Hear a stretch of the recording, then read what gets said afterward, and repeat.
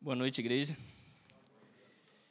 Que a graça e paz do nosso Jesus esteja com todos nós, amém?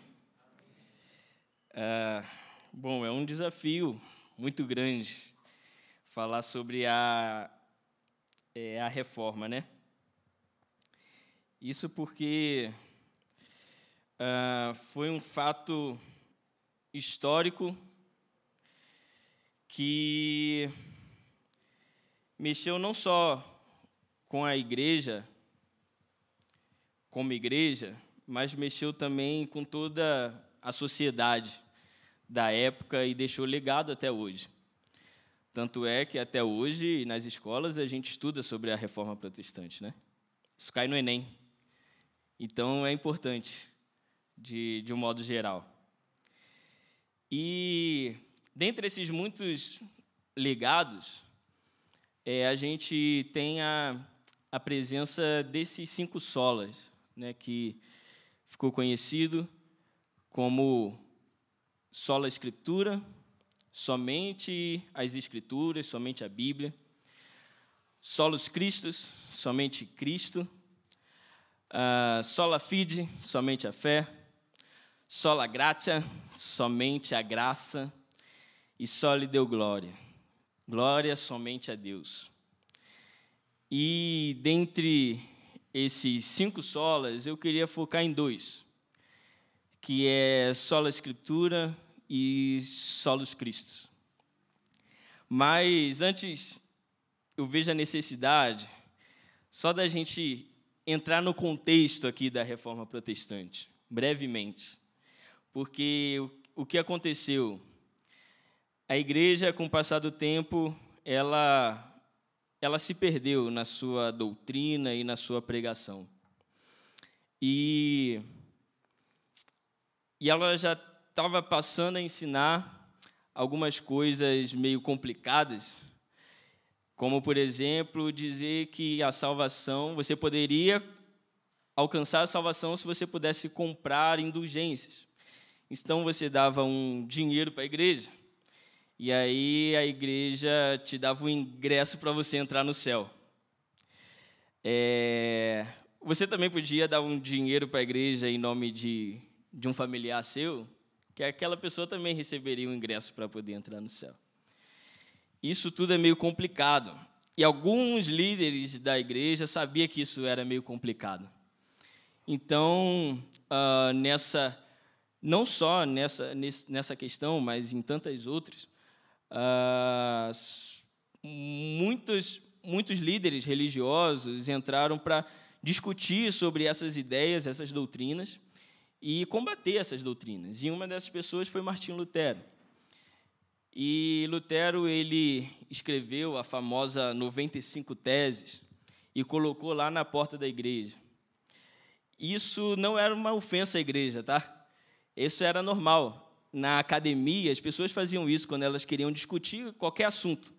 Elas queriam debater qualquer assunto. Elas iam lá e escreviam as suas teses, as suas teorias, e colocavam na porta da universidade para discutir com algum outro professor sobre aquele assunto.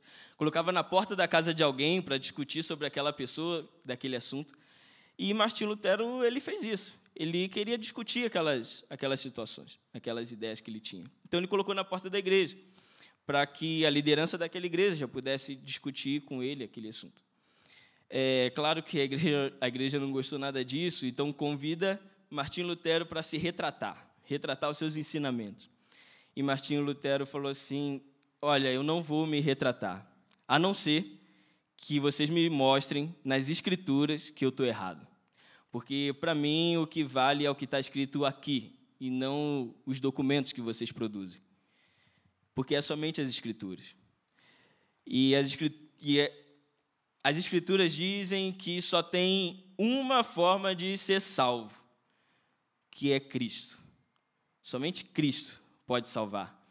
Não tem como eu comprar um ingresso para entrar no céu. Não tem como eu pagar penitências, sofrer marcas no meu corpo, para, de alguma forma, eu conseguir entrar no céu. Não é pelas boas obras que eu faço que eu vou entrar no céu, como vocês estão dizendo, mas porque as Escrituras não dizem isso. As Escrituras dizem outra coisa. E elas falam que é somente por Cristo, pela graça de Deus, mediante a fé.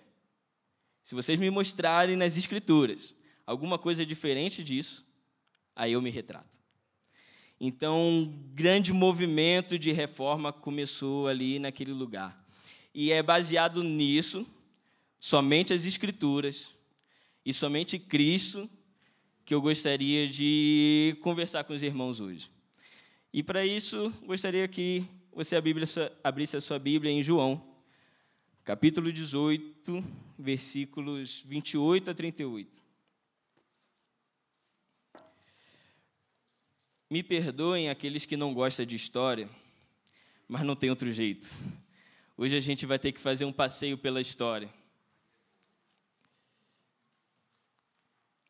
E eu espero não ser chato com isso. Mas é inevitável. João 18, a partir do versículo 28. A minha versão é NVT, Nova Versão Transformadora, e eu vou ler nessa versão, ok? O julgamento de Jesus diante de Caifás... antes de eu começar a ler aqui, deixa eu só entrar nesse contexto aqui, desse texto. Jesus já havia sido preso. Judas traiu Jesus, os soldados pegaram lá Jesus, levaram até um sumo sacerdote. Esse sumo sacerdote se chama Anás. E esse sumo sacerdote interrogou Jesus ali por algum tempo. E aí tem toda aquela história de Pedro negar Jesus e tudo mais. E depois desse momento, esse sumo sacerdote levou Jesus para um outro sumo sacerdote, porque tinham 2 sumos sacerdotes. E esse outro sumo sacerdote é Caifás. E aí Caifás também começa a interrogar Jesus até o amanhecer. Então Caifás decide levar Jesus até Pilatos, que é um governador ali da região. E aí a gente entra nesse contexto aqui, beleza? Então vamos lá. O julgamento de Jesus, versículo 28. O julgamento de Jesus diante de Caifás terminou nas primeiras horas da manhã. Em seguida, foi levado ao palácio do governador romano. Seus acusadores não entraram, pois se contaminariam e não poderiam celebrar a Páscoa. Então, o governador Pilatos foi até eles e perguntou: qual é a acusação contra este homem? Eles responderam: não teríamos entregue ao Senhor se ele não fosse um criminoso. Então leve-no embora e julguem-no de acordo com a lei de vocês, disse Pilatos. Só os romanos têm direito de executar alguém, responderam os líderes judeus. Assim, cumpriu-se a previsão de Jesus sobre como ele morreria. Então Pilatos entrou novamente no palácio e ordenou que trouxessem Jesus. Você é rei dos judeus? Perguntou ele. Jesus respondeu: essa pergunta é sua ou outros lhe falaram a meu respeito? Acaso sou judeu? Disse Pilatos. Seu próprio povo e os principais sacerdotes o trouxeram a mim para ser julgado. Por quê? O que você fez? Jesus respondeu: meu reino não é deste mundo. Se fosse, meus seguidores lutariam para impedir que eu fosse entregue aos líderes judeus, mas meu reino não procede desse mundo. Pilatos disse: então você é rei. Você diz que sou rei, respondeu Jesus. De fato, nasci e vim ao mundo para testemunhar a verdade. Todos que amam a verdade ouvem minha voz.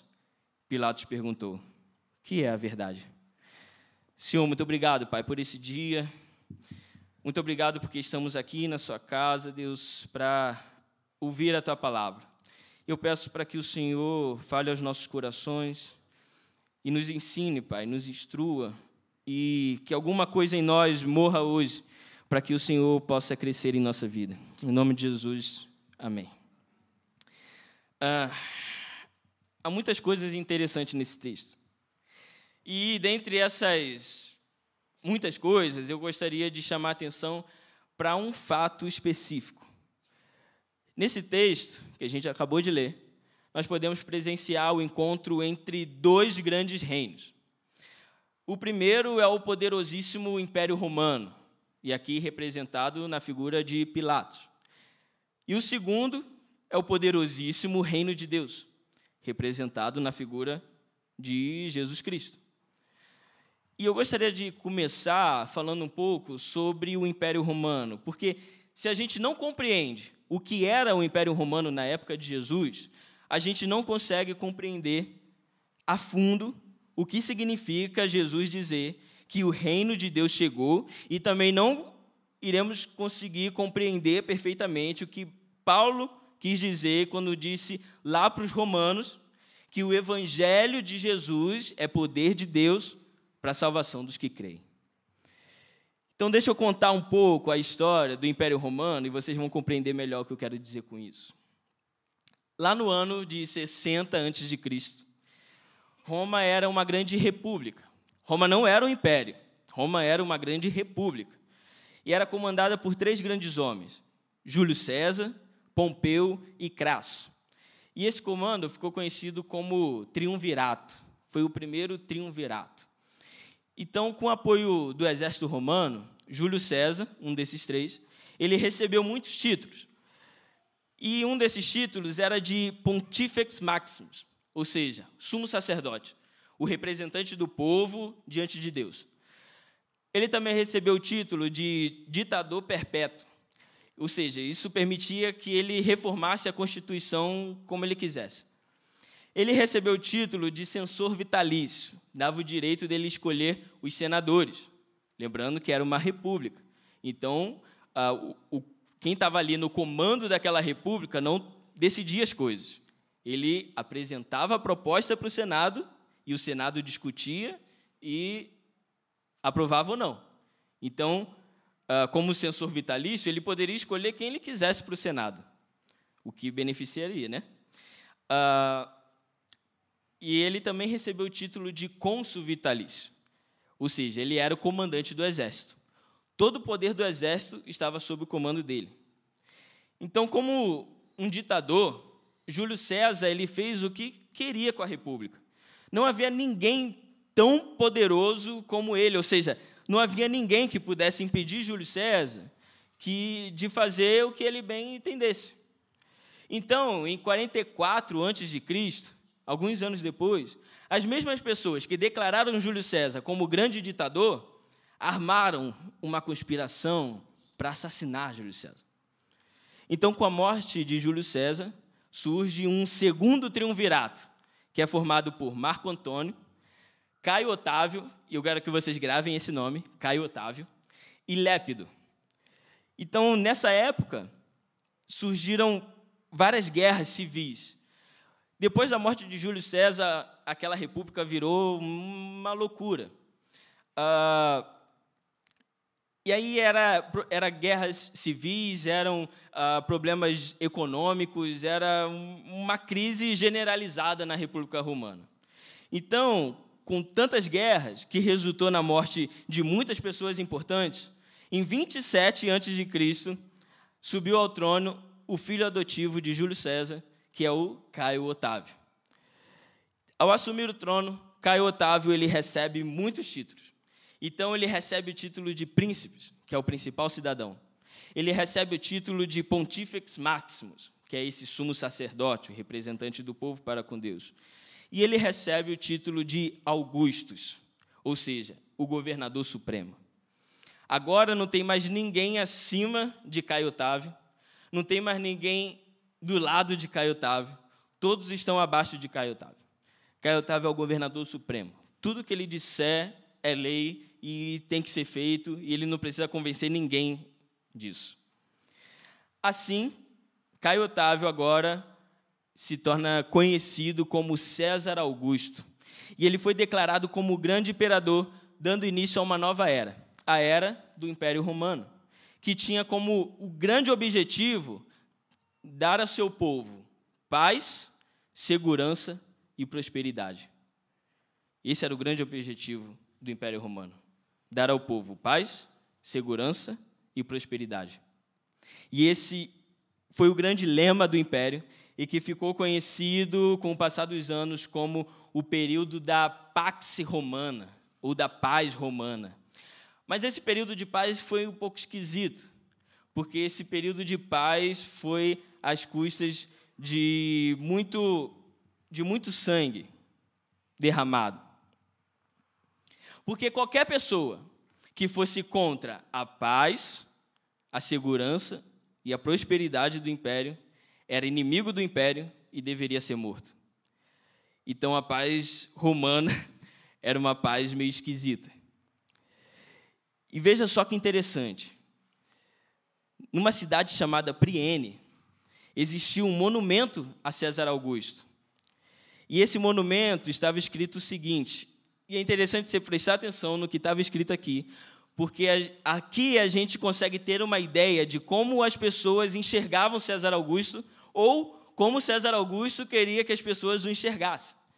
E esse monumento estava escrito o seguinte, agora eu abro aspas, a providência, e aqui providência com P maiúsculo, então a gente imagina um ser sobrenatural acima de tudo e de todos, a providência, que colocou em ordem todas as coisas, ao nos conceder César Augusto, colocou na mais perfeita ordem todas as coisas.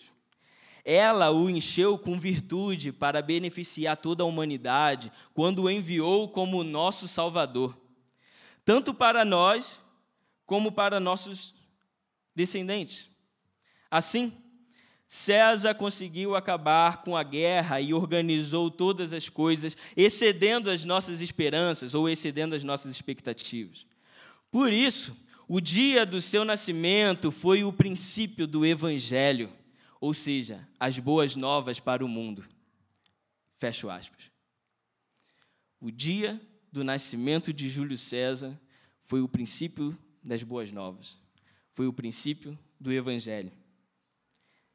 Era assim que as pessoas viam César Augusto. Quando César Augusto consegue acabar com seus inimigos, dar o fim naquela guerra civil e organizar Roma como um grande império, ele declara, as boas novas de salvação, o Evangelho chegou. Eu, César Augusto, sou o Salvador e venho trazer a paz romana ao meu povo. É sob o comando desse império que nasce o menino Jesus. Jesus e seus discípulos estão vivendo num contexto de falsa liberdade concedida pelo Império Romano.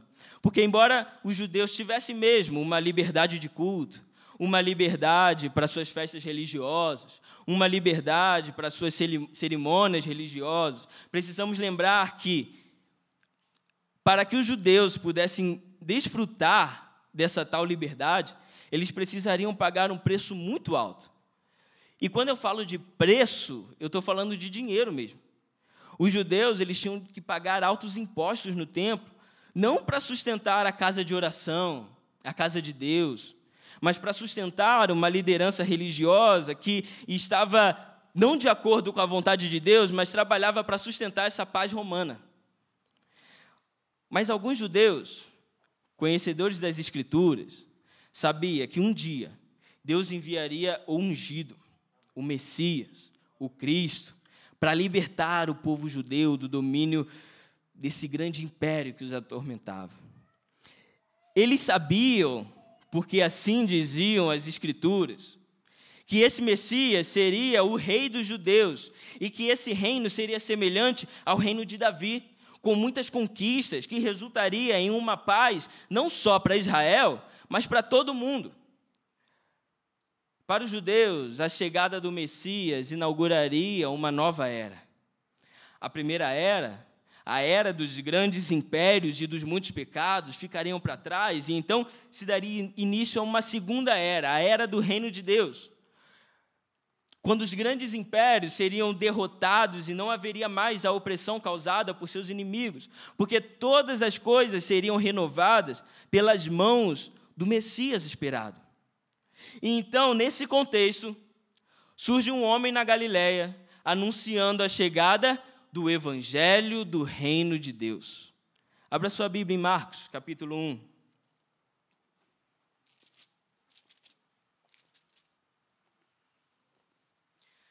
Marcos, capítulo 1, versículos 14 e 15. Diz assim: depois que João foi preso, Jesus foi para a Galileia, onde anunciou o evangelho do reino de Deus, ou as boas novas do reino de Deus. Enfim, chegou o tempo prometido, proclamava. O reino de Deus está próximo, arrependam-se e creiam nas boas novas. Quando eu leio isso, eu entendo que Jesus está dizendo o seguinte para aquelas pessoas. Há muito tempo vocês ouviram César Augusto dizer que tinha uma boa notícia para o povo. E que esse evangelho, essa boa notícia, dizia que ele era a salvação do mundo, pois ele traria a paz que o mundo precisa. Mas hoje eu trago uma boa notícia. E esse evangelho, essa boa notícia, vem de um outro reino, o reino de Deus, que é o único reino capaz de te entregar a verdadeira paz. João, capítulo 14, versículo 27, Jesus diz aos seus discípulos: Eu lhes deixo um presente, a minha plena paz. E essa paz que eu lhes dou é um presente que o mundo não pode dar. Portanto, não se aflijam, nem tenham medo. O apóstolo Paulo diz aos irmãos em Filipenses: Vocês experimentarão a paz de Deus que excede todo entendimento e que guardará o seu coração e sua mente em Cristo Jesus. Aquilo que Cristo nos oferece é muito maior do que qualquer coisa que qualquer outra pessoa pode nos oferecer. Aquilo que Cristo nos oferece é muito maior do que qualquer coisa que qualquer outro homem, governante ou projeto de governo pode nos oferecer. E aqui agora a gente começa a falar desse segundo reino que a gente encontra no texto de João, que é o reino de Deus representado por Jesus Cristo.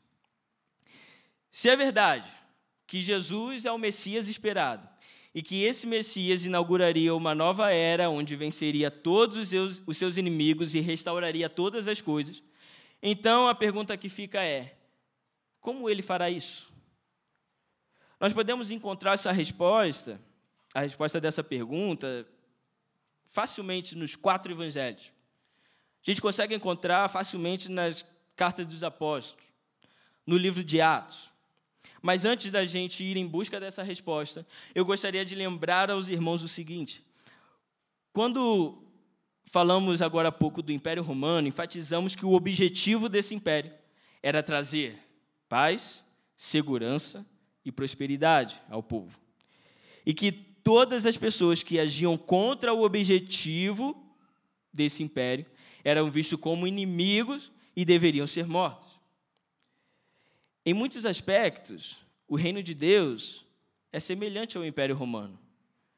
Calma que eu vou explicar.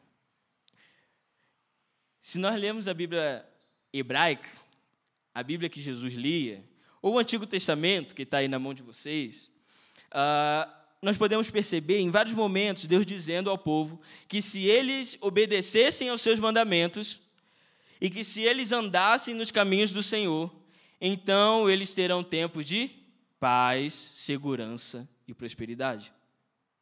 Nesse sentido, o reino de Deus é semelhante ao Império Romano. E talvez seja por isso que alguns líderes religiosos da época de Jesus, como Anás e Caifás, por exemplo, se curvaram diante desse império, porque eles acreditavam veementemente que o imperador era alguém enviado por Deus para a salvação do povo. O problema é que, apesar das semelhanças, existem também muitas diferenças entre o reino de Deus e o Império Romano. E é justamente essas diferenças que faz com que o reino de Deus seja infinitamente superior ao império. A lógica do reino de Deus é totalmente diferente da lógica do Império Romano. No Império Romano, o líder do povo devia ser servido. Era o império. No reino de Deus, o líder deve ser aquele que serve. Marcos, capítulo 10, versículo 43. No Império Romano, se você quiser ser o primeiro, então tem que destruir qualquer pessoa que esteja na sua frente. É só ver as histórias de como os imperadores morreram. Os imperadores morreram porque tinha alguém que queria ser imperador. Então, se tem alguém na sua frente e você quer ser o primeiro, você tem que destruir ele. Mas no reino de Deus, Se você quiser ser o primeiro, você deve se tornar escravo de todos. Marcos, capítulo 10, versículo 44. No Império Romano, se o inimigo tenta acabar com a paz, a segurança e a prosperidade do império, então ele deve ser morto. No reino de Deus, se o inimigo tenta acabar com a paz, a segurança ou a prosperidade do reino, então ele deve ser amado e você deve orar por ele. Mateus, capítulo 5, versículo 44. No Império Romano, se você pega em armas para lutar em favor do império, você é visto como um homem digno. No reino de Deus, se você pega em armas para lutar em favor do reino, você é visto como um rebelde. Lucas, capítulo 22, versículo 37. A lógica do reino de Deus é totalmente diferente da lógica do Império Romano. Como disse o apóstolo Paulo aos Coríntios, 1 Coríntios, capítulo 1, versículo 18, a mensagem da cruz é loucura para os que caminham para a destruição. É loucura imaginar que quem quer ser o maior deve ser o menor, que quem quer ser o líder tem que servir, que quem quer ganhar a vida tem que perder. Isso é loucura mesmo. Mas, como Paulo continua dizendo em sua carta aos Coríntios, agora no versículo 27 a 30, do capítulo 1, Deus escolheu as coisas que o mundo considera loucura para envergonhar os sábios. Assim como escolheu as coisas fracas para envergonhar os poderosos. Deus escolheu as coisas desprezadas pelo mundo, tidas como insignificantes, e as usou para reduzir a nada aquilo que o mundo considera importante. A lógica do reino de Deus não faz sentido para a sabedoria desse mundo. Por isso que quando olhamos para a história da igreja no decorrer dos séculos, nós podemos perceber que muitas vezes a igreja confundiu a sabedoria do império com a sabedoria de Deus. Eles acharam que a lógica do império faz mais sentido. Por isso que se entregaram à sabedoria do império e recusaram a sabedoria de Deus, que no caso é a loucura para o homem. E agora eu quero convidar os irmãos para a gente fazer esse passeio pela história da igreja. A história nos diz que as primeiras 4 grandes perseguições contra os cristãos ocorreram durante o período de 54 depois de Cristo, época de Paulo, até 180 depois de Cristo, durante o governo dos imperadores Nero, Domiciano, Trajano e Marco Aurélio. Durante o governo de Marco Aurélio, o último desses, os cristãos eles já ocupavam todas as classes sociais, de senadores a nobres, incluindo altos oficiais e funcionários da corte. O problema é que esses cristãos se recusavam a participar do culto pagão do império, e isso causava uma grande confusão para Roma. O número de cristãos, no decorrer dos anos, só aumentava. Houve uma época em que os cristãos arrecadavam dinheiro para ajudar os mais pobres, mas eles arrecadavam tanto dinheiro que eles conseguiram construir espaços de culto. Eu não sei se a gente pode chamar de templos, mas eles tinham espaços para culto. Mas a perseguição contra os cristãos, ainda que eles fossem uma maioria, continuou. Veja bem, o imperador Diocleciano assumiu o trono de Roma em 284 depois de Cristo. Ele considerava os cristãos um perigo para Roma. Então ele expulsou todos os cristãos do exército e da corte e ordenou que todos os soldados e funcionários romanos fizessem oferenda aos deuses. Quem descumprissem essa ordem seria expulso do exército, no caso dos soldados, ou seriam açoitados, no caso dos funcionários. Diocleciano assinou outra lei que impedia os cristãos de praticar a sua religião. Ele obrigou que os documentos e objetos de culto fossem confiscados e que os templos fossem destruídos. Diocleciano assinou uma terceira lei que dizia que era crime ser cristão, pois os cristãos estavam causando um distúrbio político. Então, ele mandou prender todos os cristãos. O problema é que houve uma superlotação na cadeia. Tinham muitos cristãos. Então, isso obrigou que o imperador soltasse alguns criminosos. O que ele fez, então? ele chamou todos os cristãos que estavam presos para ser ouvidos. Aqueles cristãos que negassem a fé em Jesus seriam libertos, mas aqueles que se recusassem a negar a sua fé em Jesus deveriam ser duramente torturados. No ano de 304, avançando mais aí na história, Diocleciano assina uma quarta lei, obrigando todos os habitantes do império a fazer sacrifício aos deuses. E quem se recusasse deveria ser morto e colocado em trabalho forçado nas minas, ou morto ou em trabalho forçado.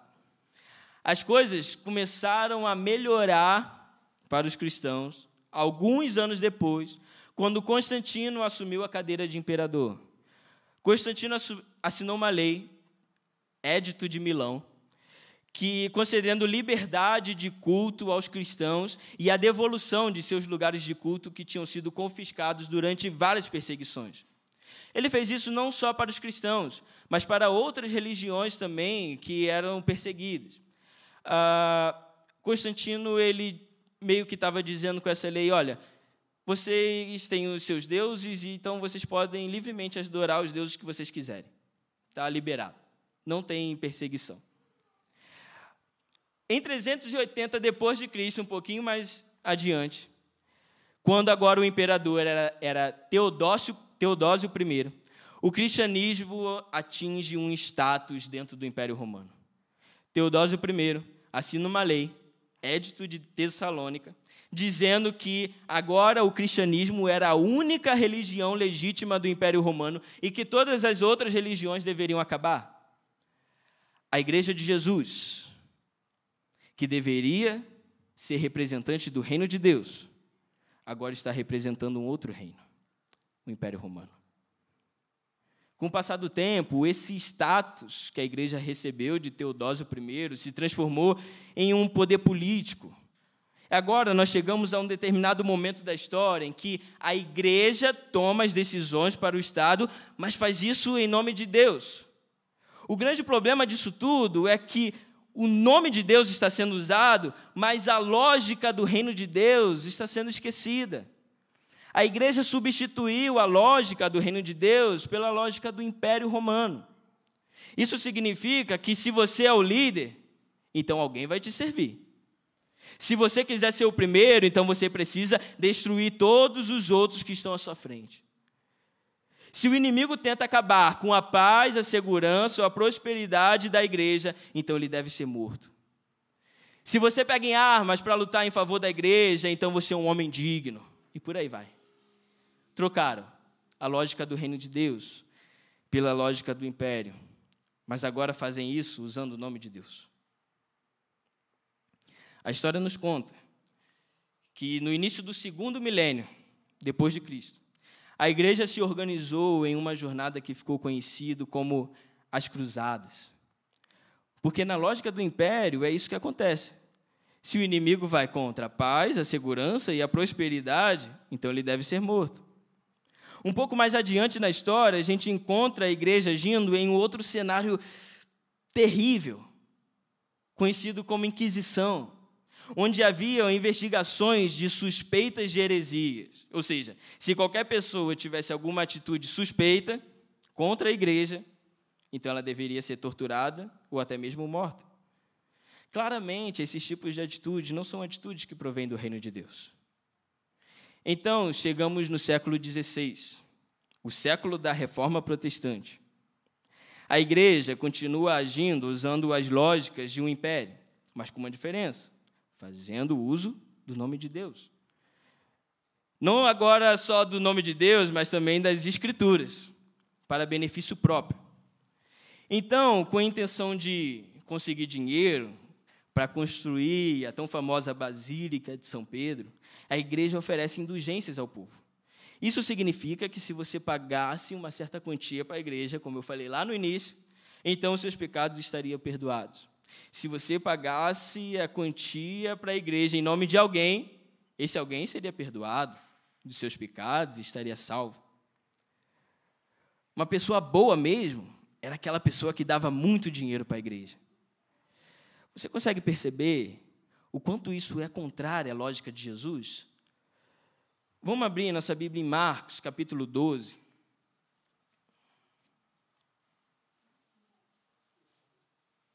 Marcos 12, versículos 41 a 44.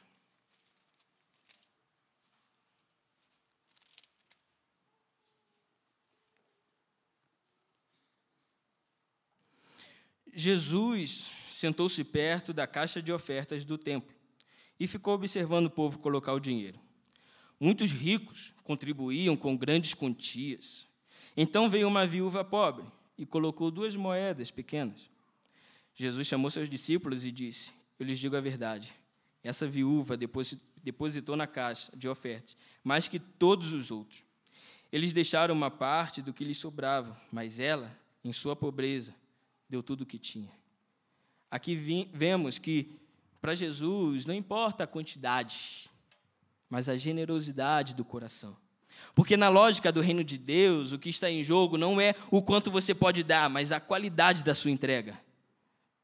Você tem entregado o melhor que você tem, como fez Abel, por exemplo? Ou você está entregando a sobra, como fez Caim? Enfim, vamos voltar à igreja do século XVI. Quando Martinho Lutero olha para a igreja e percebe o quão longe das Escrituras a igreja está, então ele propõe uma reforma. A ideia de Lutero nunca foi inaugurar uma nova igreja, seguindo uma nova doutrina e separar definitivamente da igreja de Roma. Lutero só queria que a igreja voltasse às Escrituras. Então, ele escreve as 95 teses para mostrar a sua oposição teológica às práticas da igreja. O desejo de Lutero era levar essas teses à discussão com o intuito de mostrar à igreja que elas estavam muito, muito distantes das Escrituras. Logicamente que a igreja não gostou nada disso, então convida Lutero para retratar os seus ensinamentos. Lutero, então, aceita o convite e ele faz um discurso para aquelas pessoas. E nesse discurso ele fala o seguinte, agora eu abro aspas: a menos que possa ser refutado e convencido pelo testemunho da Escritura e por claros argumentos. Estou conquistado pela Santa Escritura citada por mim. Minha consciência está cativa à palavra de Deus. Não posso e não me retratarei, pois é inseguro e perigoso fazer algo contra a consciência. Que Deus me ajude. Amém. Fecha aspas. Para Lutero, somente as Escrituras deveria ser nossa guia para uma vida reta diante de Deus. Por isso, Lutero trabalha na tradução das Escrituras, porque lá naquela época, somente a liderança religiosa tinha acesso à palavra de Deus. O povo, que não sabia ler em latim, em grego ou em hebraico, estava refém do que a igreja falava e acabava pecando por falta de conhecimento. As pessoas deveriam ter acesso às Escrituras, porque nela continha o segredo e contém o segredo da salvação da alma. Enquanto a igreja dizia que as pessoas deveriam pagar indulgências, praticar a penitência e fazer boas obras para garantir a sua salvação, a Bíblia dizia que somente Cristo e pela graça de Deus, mediante a fé, é que somos salvos. Vamos abrir as nossas Bíblias em Efésios, capítulo 2, versículos 4 a 10. Diz assim: mas Deus é tão rico em misericórdia e nos amou tanto, que, embora estivéssemos mortos por causa dos nossos pecados, Ele nos deu vida juntamente com Cristo. É pela graça que vocês são salvos, pois Ele nos ressuscitou com Cristo e nos fez sentar com Ele nos domínios celestiais, porque agora estamos em Cristo Jesus. Portanto, nas eras futuras, Deus poderá apontar-nos como exemplo da riqueza insuperável de sua graça, revelada na bondade que Ele demonstrou por nós em Cristo Jesus. Vocês são salvos pela graça por meio da fé. Isso não vem de vocês, é um presente de Deus. Não é uma recompensa pela prática de boas obras, para que ninguém venha se gloriar. Pois somos obra-prima de Deus, criados em Cristo Jesus, a fim de realizar as boas obras que Ele de antemão planejou para nós. As Escrituras nos apontam o caminho, e o caminho é Cristo Jesus. Lutero disse que Jesus Cristo é o centro e a circunferência da Bíblia. B.B. Warfield disse que o poder salvador da fé reside, portanto, não em si mesma, mas repousa no Salvador Todo-Poderoso, que é Cristo Jesus. A Confissão Batista de Londres, que foi um documento produzido em 1689, diz que Cristo, e somente Cristo, está apto a ser o mediador entre Deus e o homem. Ele é o profeta, o sacerdote e o rei da Igreja de Deus. O fato é que, no período da Reforma Protestante, levantaram-se homens e mulheres de Deus para alertar o povo e a liderança religiosa sobre a necessidade de retornar às Escrituras. O grande problema é que hoje, séculos depois da Reforma, nós precisamos fazer a mesma coisa, mas agora com agravante, porque naquela época as pessoas não tinham acesso à Bíblia. Mas nós temos. E líderes religiosos hoje estão usando as Escrituras para anunciar o evangelho de César Augusto e não o evangelho do reino de Deus. Líderes religiosos estão usando as Escrituras para enganar o povo de Deus e eles pagarão caro por isso. A igreja evangélica, hoje, precisa ser reformada. Precisamos voltar às Escrituras. Precisamos voltar a viver a lógica do reino de Deus. Nós fazemos parte, como Jesus disse a Pilatos, de um reino que não é desse mundo. Como então devemos viver neste mundo sabendo que nós não somos desse mundo? Vamos ler João, capítulo 18.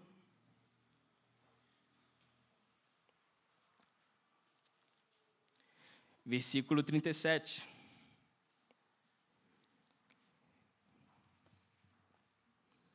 Pilatos disse: então você é rei? Você diz que sou rei. Respondeu Jesus: de fato, nasci e vim ao mundo para testemunhar a verdade. Todos que amam a verdade ouvem a minha voz. João 14, 6. Jesus disse: eu sou o caminho, a verdade e a vida. Ninguém pode vir ao Pai senão por mim. João 8, 32. Então conhecerão a verdade, e a verdade os libertará. Atos, capítulo 1, versículo 8. Vocês receberão poder quando o Espírito descer sobre vocês, e serão minhas testemunhas em toda parte, em Jerusalém, em toda a Judéia, em Samaria e nos lugares mais distantes da terra. Jesus disse a Pilatos que ele veio testemunhar a verdade. Disse aos seus discípulos que ele mesmo, Jesus, é a verdade. Disse aos fariseus que se eles conhecessem a verdade, isto é, Jesus, eles seriam verdadeiramente livres. Disse aos seus discípulos em Atos que assim como eu vim testemunhar a verdade, vocês também serão testemunhas quando o Espírito Santo descer sobre a vida de vocês. Como devemos, então, viver nesse mundo, sabendo que nós não somos desse mundo? Devemos viver testemunhando a verdade, que é Cristo Jesus.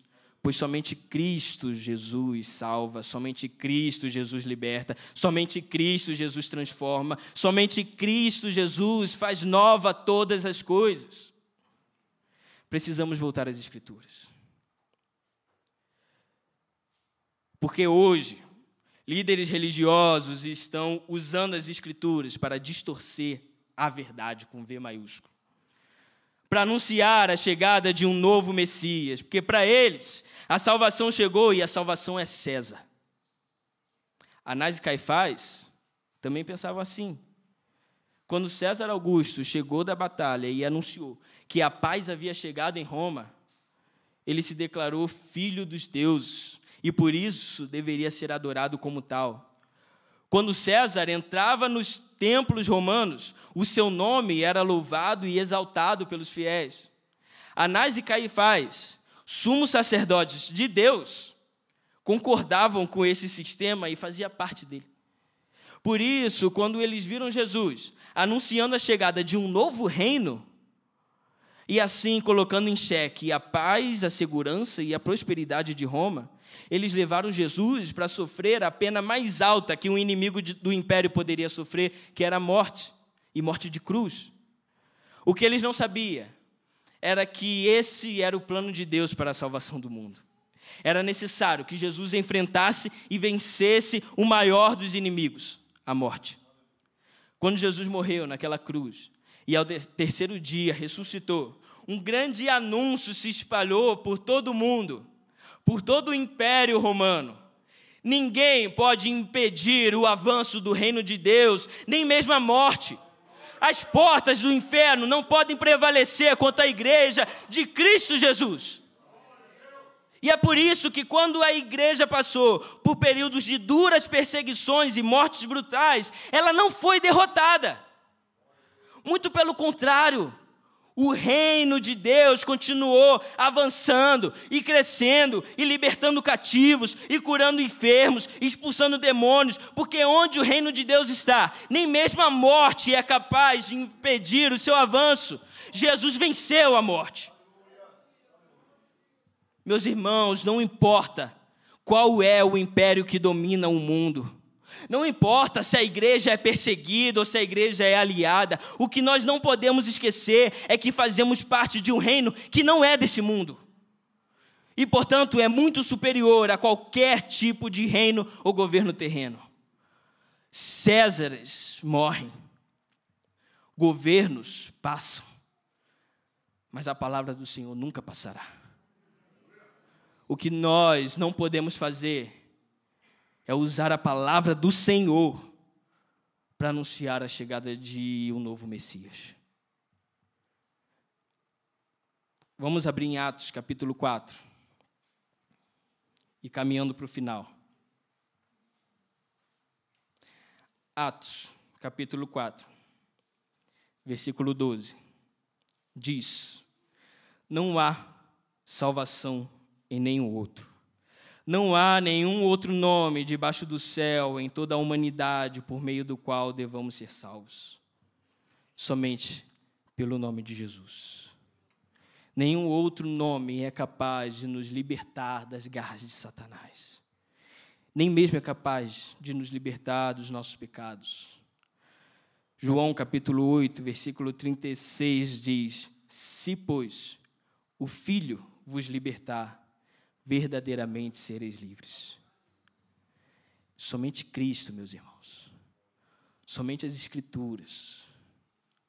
Que Deus tenha misericórdia de nós. Que Deus nos abençoe e nos guarde. Amém.